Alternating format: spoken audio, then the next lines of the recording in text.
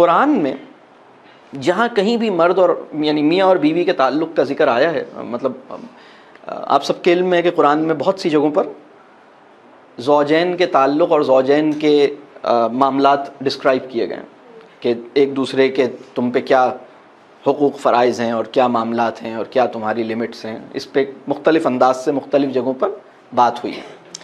ایک عجیب کنسسٹنسی آپ آبزرو کریں گے کہ جہاں کہیں شوہر اور بیوی کی بات ہوئی ہے وہیں اس کو آگے پیچھے یہ بات ہوئی میاں بیوی کے تعلق کی، اور آگے پیچھے ایک اور بات ہوئی، اور وہ یہ بات ہوئی تم ڈرتے رہنا اللہ سے. آپ کہیں گے اب ہمارا آپس کی بات چیت بتائی جا رہی ہے اور پھر تھوڑی دیر کے بعد بتایا جا رہا ہے مجھ سے ڈرتے رہنا. یہ جب ہمیں کوئی بات سمجھائی جاتی ہے ایز وائف یا ایز ہسبینڈ، ہمیں اللہ اپنے آپ سے ہر تھوڑی دیر کے بعد ڈرانا کیوں شروع کر دیتا ہے؟ وہ ہم سے یہ کیوں کہتا ہے کہ تم میری، اور اللہ سے ڈرنے کا مطلب کیا؟ اللہ سے ڈرنے کا مطلب یہ ہے کہ اس کی پریزنس کا احساس، اس کی یعنی وہ جو ایک میگنیفیسنٹ لارڈ ہے جو انتہائی زبردست اور انتہائی کہہ لیجئے ایک بہت ہی زیادہ العزیز کی پریزنس کا جو احساس ہے وہ اب میرے ذہن پر، میرے شعور پر شدت سے حاوی رہے.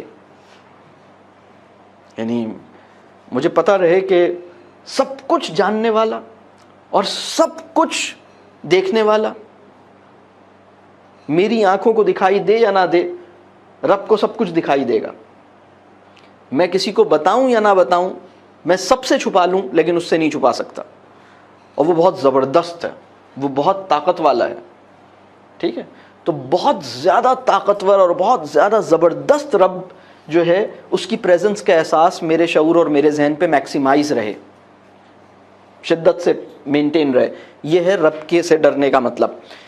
تو ابھی بات ہو رہی ہے کہ ہم دونوں آپس میں کیسے رہنا ہے، ہمیں کچھ اپنے آپس کی معاملات بتائے جا رہے ہیں. آگے پیچھے ایک بات آ رہی ہے، اور مجھ سے ڈرتے رہنا اور اللہ سے ڈرنا، اور دیکھو اللہ سے ڈرتے رہو اور دیکھو اللہ سے ڈرتے رہو. یہ ایک بہت ہی لطیف نقطہ ہے اور اس پہ غور کرنا ضروری ہے. یہ کیوں کہا جا رہا ہے؟ دیکھیں میں آپ کو ایک بات بتاؤں.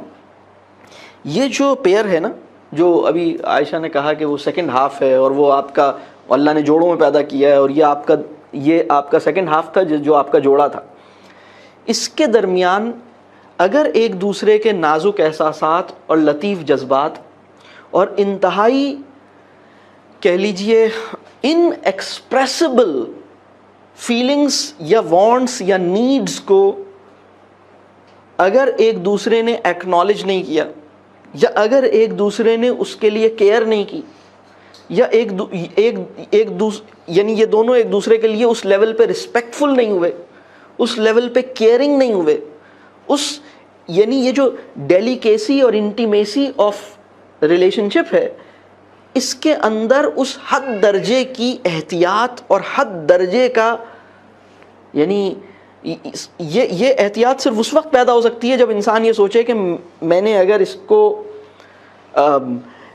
کو راضی رکھنے، اس کو خوش رکھنے، اس کو مطمئن کرنے، اس کی سیلف رسپیکٹ کو مینٹین، اگر یہ میں نے اپنی ذمہ داری نبھائی، اور اگر نہیں نبھائی، اگر میں نے اگر میں نے اپنے اسپاؤس سے خیانت کی کسی بھی لیول پر، تو وہ اللہ ہی ہے جو اس کو جان سکتا ہے.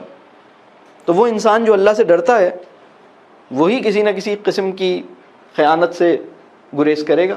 یہ بات واضح ہو رہی ہے؟ کیونکہ اگر آپ نے اس تعلق میں ڈنڈی مار لی تو آپ کے علاوہ کوئی جان سکتا ہے. بات سمجھ آ رہی ہے؟ جو ہم شہر میں بہت سارے ڈیلنگز ہوتی ہیں. مثال کے طور پر آپ تجارت کرتے ہیں اور اس میں اگر ایک شاپ کیپر نے ایک بائر کے ساتھ ناانصافی کی ہے تو 10 لوگ اس کو دیکھنے اور بتانے والے ہیں اور وہ کہیں گے آپ نے جناب ان کے ساتھ غلط معاملہ کیا ہے. لیکن شوہر اور بیوی کا تعلق ایسا ہے کہ اس میں اگر کوئی بے احتیاطی ہو رہی ہے تو اس کا علم اللہ کے سوا تو کسی کو بھی نہیں ہو سکتا. یہ بات سمجھ آ رہی ہے؟